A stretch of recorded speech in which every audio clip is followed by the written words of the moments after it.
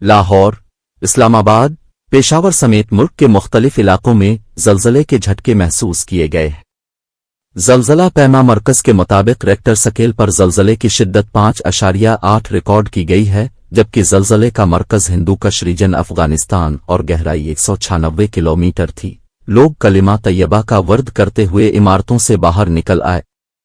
دریا خان، نوشہرہ، شاکوٹ، بھیرا، بھلوال، ہنگو، منڈی بہاؤدین، چنیوٹ، ننکانہ صاحب، داؤدخیل، جھنگ، ہجیرہ اور آزاد کشمیر کے دیگر شہروں میں زلزلے کے جھٹکے محسوس کیے گئے۔